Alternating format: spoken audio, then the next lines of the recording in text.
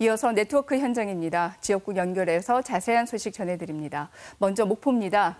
김혜은 앵커, 낡고 오래된 목포 역사를 리모델링하는 사업이 탄력을 받고 있는데요. 소식 전해주시죠.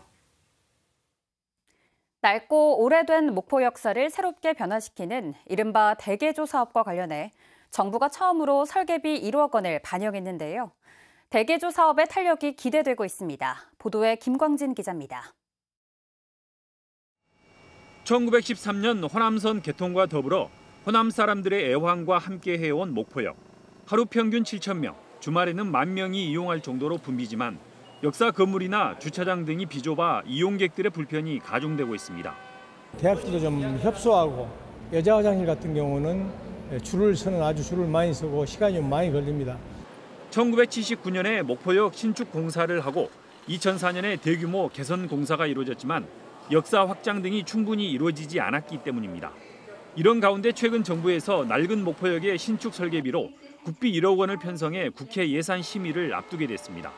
이른바 목포역 대개조 사업은 오는 2028년까지 국비 등 490억 원을 투입해 선로 위에 목포 역사를 3층 규모로 새로 짓고 1층 광장 등을 넓혀 시민들의 공간으로 활용한다는 계획입니다.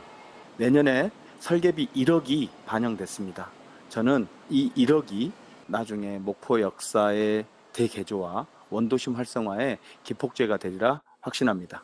목포시는 올해 국토부의 설계비 확보에 이어 내년에는 연속 사업으로 공사비를 꾸준히 확보할 방침입니다. 코레일에서 11월 정도 자체 투자 심사를 진행할 예정이거든요. 투자 심사를 진행하게 되면 거기에 이제 어떤 규모의 역사를 할 것인지가 구체적으로 나올 거예요. 목포역 대개조 사업의 마중물이 될 건축 설계비가 정부 예산안에 반영되면서 지역 주민들의 기대감과 관심도 점차 커지고 있습니다. KBS 뉴스 김광진입니다. 전라남도가 무안국제공항의 중장거리 노선 운항과 광주공항 통합 이전을 위해 추진 중인 활주로 연장 사업 예산을 추가로 확보했습니다. 전남도는 2025년 사업이 완료되면 미주와 유럽 등 중장거리 노선 운항이 가능해 서남권 관문의 거점 공항으로 성장할 것으로 내다봤습니다. 전남도는 특히 호남 고속철도 2단계 사업을 통해 무안국제공항역이 신설될 경우 전국의 지방공항 가운데 유일하게 공항 여객터미널과 바로 연결된다면서 공항 활성화에 최선을 다하겠다고 밝혔습니다.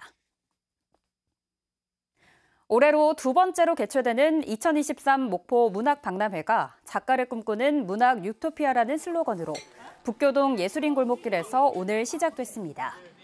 개막 행사는 축제 둘째 날인 내일 주 무대인 목포문학관 일대에서 열리는 가운데 개막식과 함께 총 상금 8천만 원 고려해 전국적인 관심을 받은 목포 문학상 시상식 그리고 VR 퍼포먼스도 펼쳐질 예정입니다.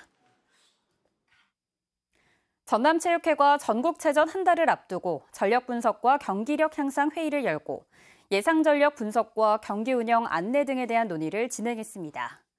전남체육회는 사전 대진 추첨 결과와 개최지 이점 등을 살리면 지난해보다 향상된 성적이 예상된다면서 승리 수당 인상과 해외 선진지 견학 등을 포상으로 준비할 예정입니다. 지금까지 목포에서 전해드렸습니다.